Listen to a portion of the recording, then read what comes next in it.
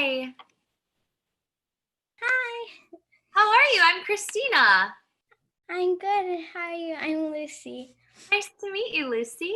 How's your Nice day to going? Good. How's yours? Pretty good. Just, stay in my apartment and teaching a lot of students voice lessons. Yeah, I have a couple of questions if you want. Yes, please ask me anything on your mind. Okay, so my first question is what inspired you to get into theater and singing? Yeah.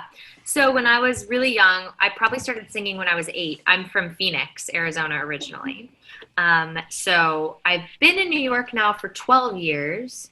But when I was Wow. really young, when I was 8, I started singing with my dad. He's a musician in Arizona. And we would sing at like coffee shops and different places together. And that's sort of where my love for music started. And then when I got into junior high, there was an audition for the musical, and I was like, oh my gosh, this is exactly what I want to be doing. It's singing. And then I was like, I'll learn how to act and dance and stuff. And so that sort of, that's where I started. And then the minute that I did my first musical when I was in 7th grade, I never stopped. I was like, oh, I'm obsessed with this. It's my favorite thing in the world. I've been doing musicals ever since. When you were, when do you think you realize this is what you want to do as a profession? I think when I was in high school, I think that's when I started really, realizing, oh, okay, like I think I'm good at this. I think that I feel like I want to put a lot of work into it. And it's really important to me that I keep this in my life. And I sort of feel like it just ended up being like, this is exactly what I need to be doing. Hmm. And I started feeling competitive at auditions in a good way, in a way where I was like, oh my gosh, I want to be as good as her. She's amazing. Or like, I want to be in that role. It's perfect for me. And so I think that sort of, once I realized how much I loved that, I went, oh my gosh, this is exactly what I need to be doing. Yeah.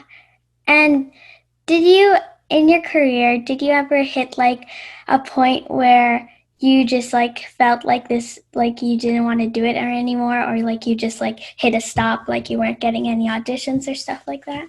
Definitely. I feel that all the time.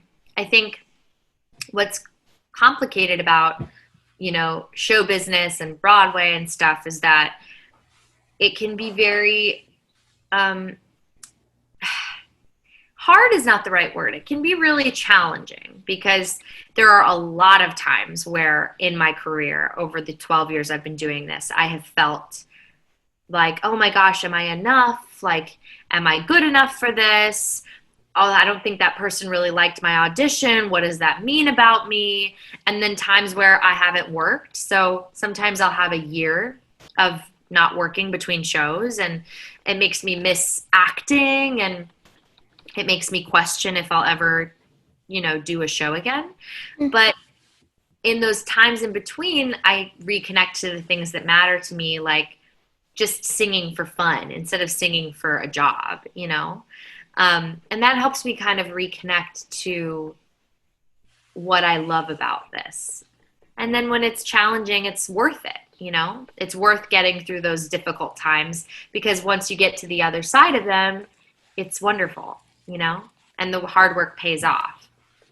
Yeah, adding on to the stuff about being challenging, in my school we do a couple performances, and so we have and they're it's they really make sure that we all feel happy and safe, because sometimes there's auditions, and through that they're very supportive, because being, even if you haven't gotten in, that can be really hard on yourself. Totally. And even when I was young, I like to tell young people this all the time. I didn't get all the roles in school. Sometimes I wouldn't even get in the show, and sometimes I would, not get the lead role, and that was really disappointing. But it kind of helps you in school when you don't get all the roles you want, because I don't get all the roles I want all the time, even now doing this professionally. So it can be helpful. Do you do the theater? Do you do theater at school and stuff? Yeah, because my school, we're not a performing arts school, but we're pretty big on theater. So just this year, we had a musical that was like in between like winter and spring. So actually, the week that we had to close all schools, that was our last performance. So we just hit. Yeah, so it was nice that we at least got to do our performance. Yeah, what was the show? It was Susical. Oh, I love Susical. That's amazing. Yeah, I'm so glad you got to do it and it didn't have to get postponed. Mm-hmm. I didn't go to Yeah. performing arts high school either. I just went to a school that really liked theater, and my drama program was really strong at my school. And my drama teacher in high school and at your age, was really helpful at making me feel like I could do this for real. Um, you know how right now you're Gretchen Wieners in Mean Girls, Hmm. and that's like being in a replacement of Ashley Park. Yeah. How is that different from like originating in a cast or a role? How is it different being a replacement? Yeah. So being a replacement is interesting because you're sort of stepping into shoes that already exist, right? And so I think I've originated a role in one musical called American Psycho. And so I created that from the ground up. And so being a replacement is different because when I got my audition for Gretchen, there already was a Gretchen. So like I think the biggest difference is that when I audition for things that exist, so when you audition for Elphaba and Wicked, or for Eurydice and Hades Down, or for Gretchen and Mean Girls, those roles exist already. So it's almost like you have this battle where you're like, okay, I definitely can't copy the person that came before me, because I could never copy Ashley because I'm not Ashley. So I don't have the same voice as Ashley, and we don't have, you know, just like if I were going in for Wicked, I couldn't just do what I thought was the copy of it. So it's almost like trying to find your own version of something that exists already. And it can be tricky because you only know it one way because you've heard it. So the best thing about my audition for Gretchen was that I hadn't actually seen the show. I had heard the music because Ashley is a dear friend of mine, and I went right when the cast album came out. I listened to it because I was like, "Oh my gosh, Ashley's on the cast album! So exciting!" And she sounds glorious, obviously. But what was good about it was that I hadn't seen the show, so I didn't feel like I was trying to copy anybody. I was just trying to be myself. And in Mean Girls, it's kind of double difficult because it wasn't only Ashley, it was Lacey from the movie, Lacey Chabert, who played Gretchen Wieners in Mean Girls, the movie. And so it's sort of like you have to let yourself go from the idea that, like, okay, I have to do it exactly like Ashley did it. And really, you say, I have to do it exactly like I'm going to do it, you know? But still paying homage or giving credit to the person that came before you. Yeah. So like when I was auditioning for a role, I watched like some snippets of performances, and like sometimes it's kind of cool because like people will do things like you never even thought of, Yeah. and watching them do it, it's kind of cool. Yeah, it's great. And you can get ideas, I think as performers, it's great for us to get ideas from watching performers around us. I feel like some of the reason that I have gotten better at things and sang certain ways, and in general, not just with Mean Girls, but in general, is by learning by watching somebody else and saying, "Oh, they did that so cool. I want to do it like that. How can I incorporate that into my own stuff?" And um, I I've seen like you're very experienced in like the theater world.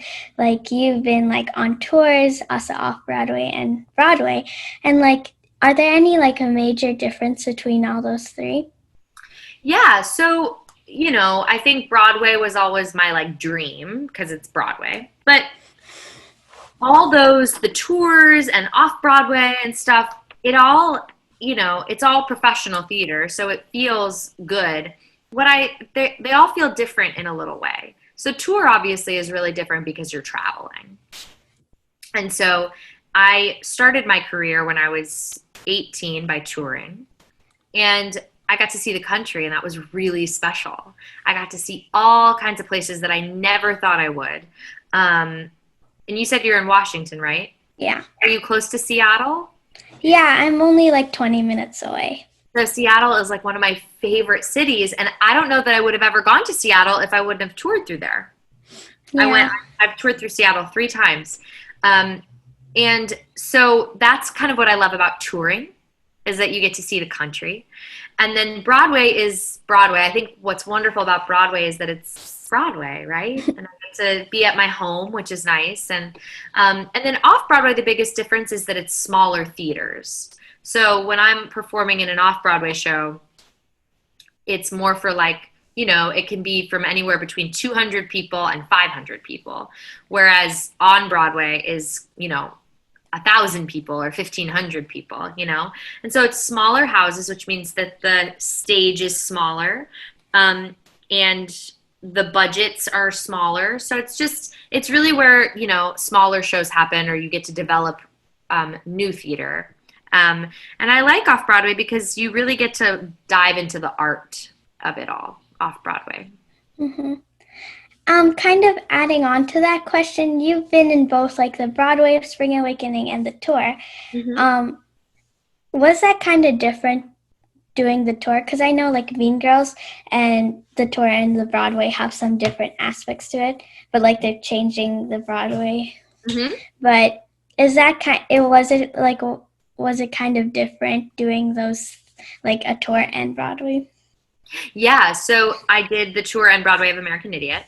And what was funny was when we went on tour with American Idiot after I did it on Broadway, the biggest difference was that we had one less ensemble member. So they decided for the tour to have one less person on stage. So that meant that all the staging was different. So that means I had to relearn my track that I had done on Broadway all over again because it was totally different. But I think the most interesting thing about the Broadway shows that go on tour is that they have to sort of they're the same shows, but they have to be restructured to fit in all the different theaters around the country. And so that changes the show a little bit. But as far as like the show changing in itself, Mean Girls is a little unique in that way that they changed so much for the tour. But it's kind of, I think, the way that a lot of musicals are going to go now, because when you are setting up the tour to go on tour, you have the writers are back in the room together. So they go, gosh, I always wanted to change that joke. Let's change it. We have the time now. We have a new cast and we have the ability. I always hated how that song ended. Let's write a new ending. And so what's cool about that is that the writers and, all the changes that happened with Mean Girls was everyone wanting the show to be even better than it was on Broadway. And, on Broadway, when you're opening, there's a point where all those changes have to stop. And so sometimes you end up having to stop and you were like, oh, if only I would have done that one last thing. And so this is a cool opportunity for the writers to be able to do that. But it's fun to do both versions, I think. I'm excited to be back at Mean Girls really soon, hopefully, so that everybody can see the new version. I think it's really special, and it's really fun that we get to do it on Broadway too. Yeah, I was actually planning to come in like one of the first weeks of June, but I don't know if that's still gonna happen because of this. But yeah. Oh, that's cool. You're going to see the show. Have you seen it before in person? I've seen it once, and I saw you, but yeah. So but I saw it with Renee, and Erica was still there, and you. Oh, awesome! Were you on like vacation? Like, does your family come to New York a lot? Yeah, because usually whenever my grandma comes, she always likes going there because my aunt's there. She lives she came over now because it's getting pretty bad in New York. So like 2 weeks ago, she came here from New York. But yeah, we usually go at least once a year. That's awesome. I don't you love New York? It's the best. It's like the movies, right? When I first came here, I was like, oh, I'm like in a real life movie. That's Yeah, because I was born in the Philippines and I was there until I was 7. And when we moved to America, I stayed in New York for like 6 months because as like a passing period, and then I went to Seattle. But it was wow. really fun being in New York because I saw a couple of Broadways, and it kind of has like this aura around it that I really enjoyed. Oh, me too. Wow, you were born in the Philippines. Do you remember it or were you too young? Um, I remember it because I lived there until I was 7. Right. Okay. So you So, and I visit there pretty frequently, at least like once every 2 years at least, because a wow. lot of my family is there. Wow. And what brought your family to America? My mom, she was in master's here, since I was like 6, and then she got a job here at Amazon, so I moved here with her. Wow. That's amazing. You're a world traveler. That's so cool. Yeah, so I have another question about me. It was kind of hard to come up with these questions because on your YouTube channel, you already asked a lot of questions. I answered a lot of questions. So, Wow. Well, give me uh, any that you, even if you think of one off the top of your head, you can ask me anything. you touched it on your channel, but like, what was like your process into getting into Mean Girls? Yeah, so at my stage in the business, I have an agent and I have a manager.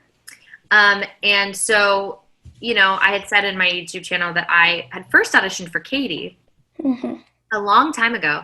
I sang, did you see how Mean Girls released that song Bossed Up the other day? Yeah. Did you see that?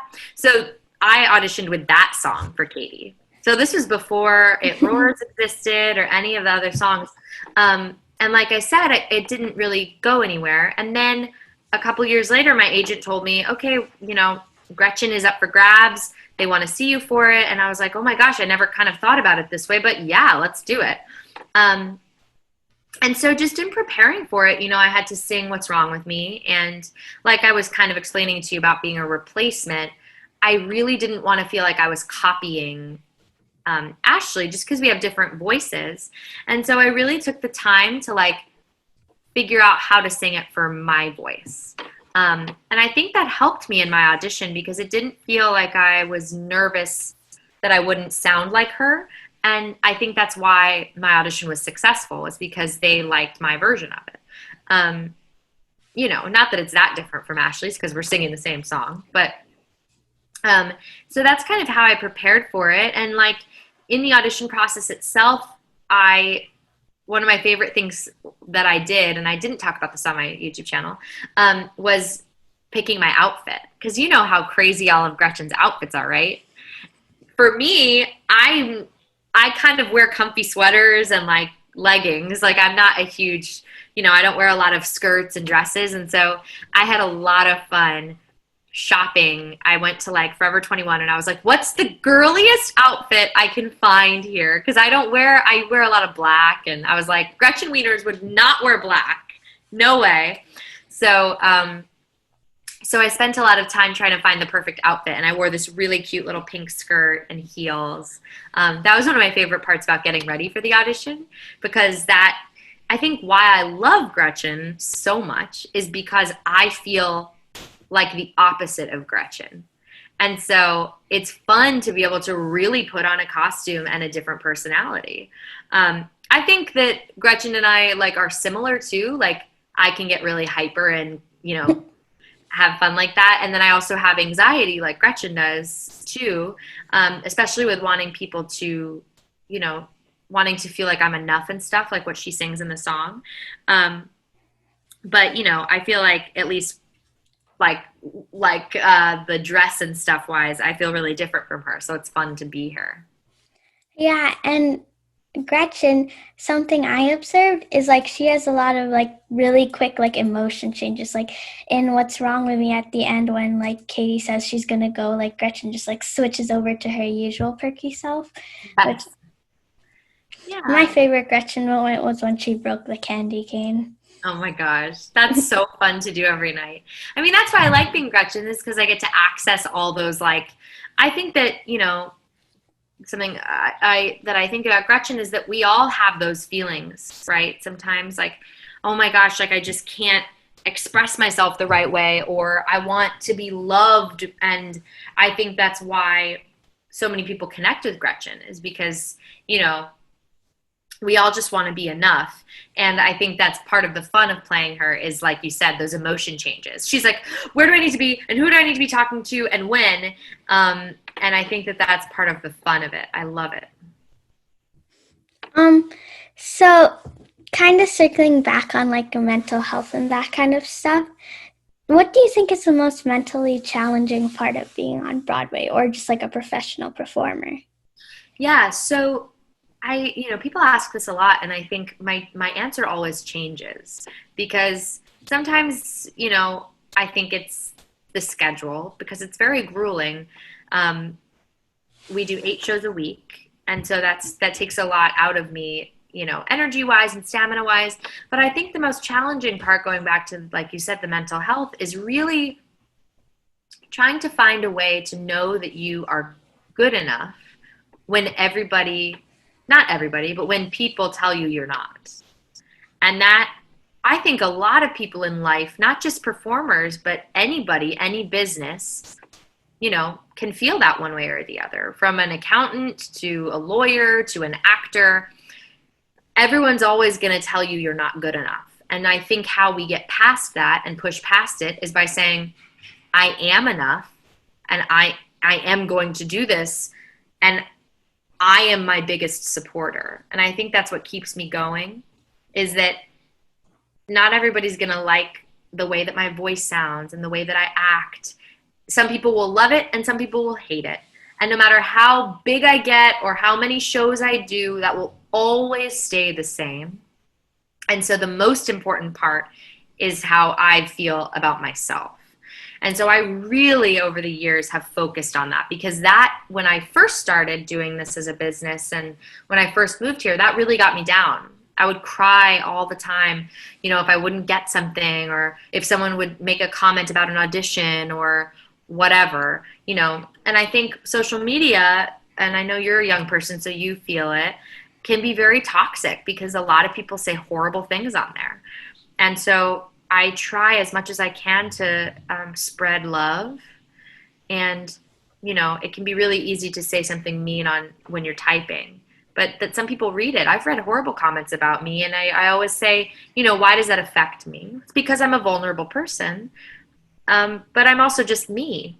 And so I've worked really, really hard over the years. I think a lot of actors will say this to try to separate that because that doesn't define me, what people think about me. I define me.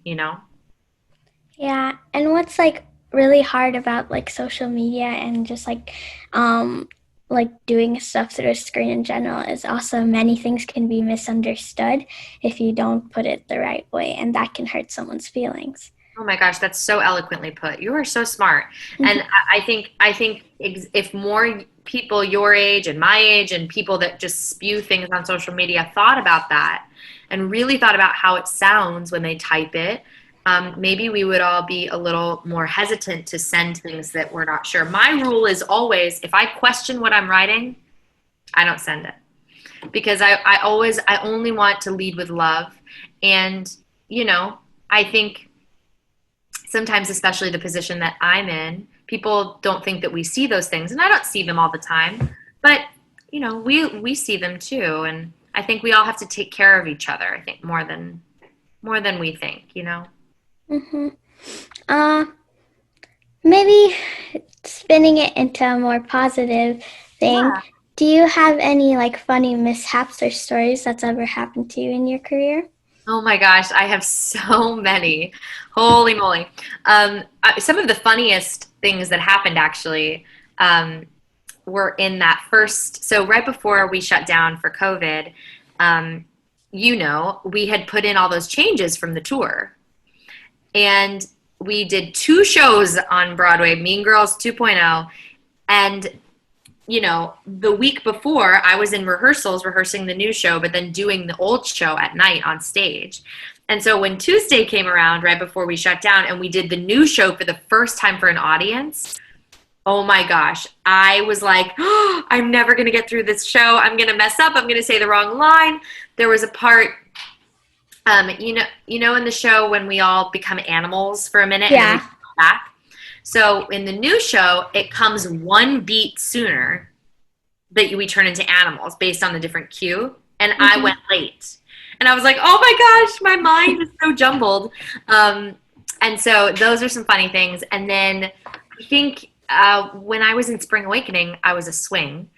And I was on for a role called Taya. But during the day, I had been in rehearsals as Anna. So at night when I went on for Taya, I started saying all of the Anna lines. And the girl playing Anna was like, what are you doing? Because she didn't know the Taya lines. And then we just said the same lines back to each other. It was so funny and embarrassing. So there's always funny things that happen, especially with like when you lose your place and you're like, oh my gosh, where am I? And it's funny. I think people think that we don't do that because how can you forget your place? You've been doing it 500 times. But that's almost when you're more likely to lose your place because you've done it so many times. Yeah, like when you feel like you've done it so many times, kind of sometimes your brain just stops working and it's automatic, but then your brain does something wrong. And exactly. And then you're like, oh my God, where am I? What am I doing? Yeah. And I was looking at your resume and like you have a lot of skills, like you can play the flute, but I already knew you could play the flute because I've seen about it a lot. And is there a skill that has benefited you throughout your career that you're super glad you have? Yeah. So one of my favorite skills that's on my resume that I don't talk about all that often is that I know how to fly. So when I was in American Idiot, by Foy, right? Yeah, flying by Foy. And that's a cool skill that I did not think I would ever get to learn. And when I booked American Idiot and I saw the show, I was like, oh my gosh, I'm understudying her. I'm going to get to learn how to fly. And that's been a really cool thing to have on my resume because, first of all, I love flying. It's so fun. So that's been really cool. And then I think the most beneficial special skills are the instruments that I play. Not so much flute, though I have to give flute its credit because I know how to read music because I knew how to play flute. So I haven't necessarily been able to audition with my flute very often, but because I learned how to play the flute, I can sight sing music, which is so helpful in what I do. And so that's why I love that I played the flute. And then my piano, I'm always trying to get better at the piano. That to me is a huge, huge help. My piano playing. Yeah, cause I saw on your resume you can play basic ukulele, and I've been trying to learn that because I don't know if you have Disney Plus, but in there was a High School Musical, the series, and this one character played the ukulele, and it was really nice because like sometimes I like to write my own songs, and like she wrote her own songs with the ukulele, and I thought that was really cool. You write your own songs? Well, not a lot, but sometimes I do. That's amazing. I've never written a song. I'm so scared. That's so cool. You should totally learn the ukulele. I have the ukulele. I want to get back to it. And this time off, I've been trying to play my instruments more. And I want to play the ukulele more. You should totally learn that song. Yeah. Post it and tag me so I can listen to it. Yeah. Cause like you also have Pop Rock Broadway as well, right? Yeah. And I haven't been able to, but I wanted to do one of those Q&A sessions. Like I thought you had one this week as well, right?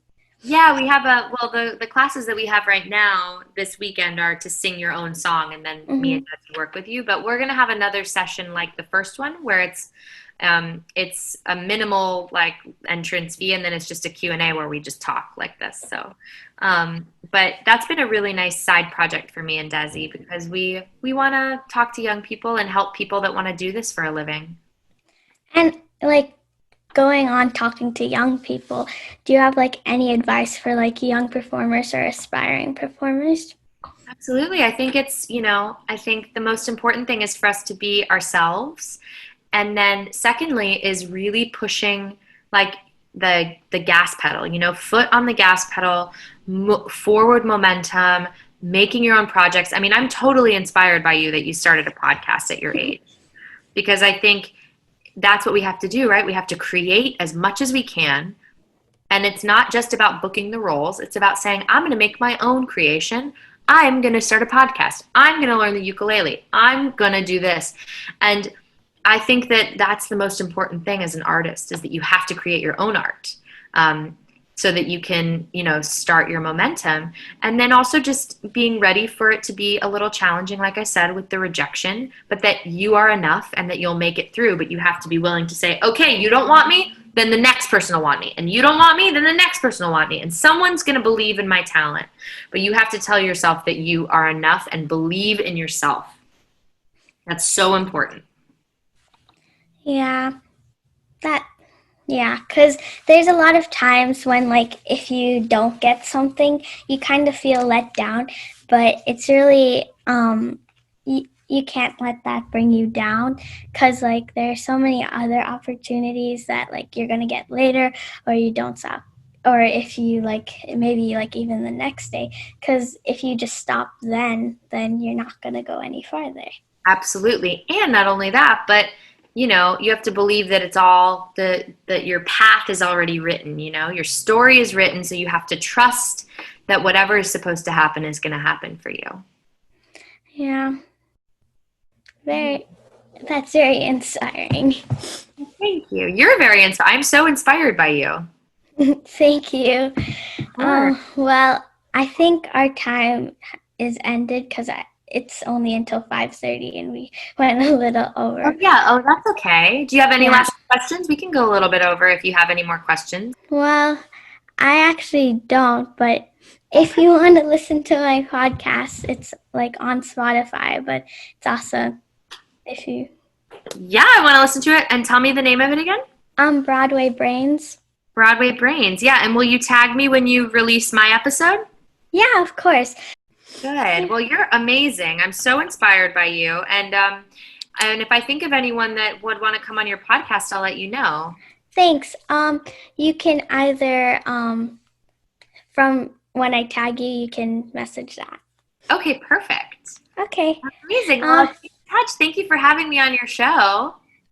Thanks for coming on. You can say hi to your husband for me. I will. I will tell him hi. We can't wait to listen to the podcast. We're so excited. Thank you so much. Of course. Bye, Lucy. Bye.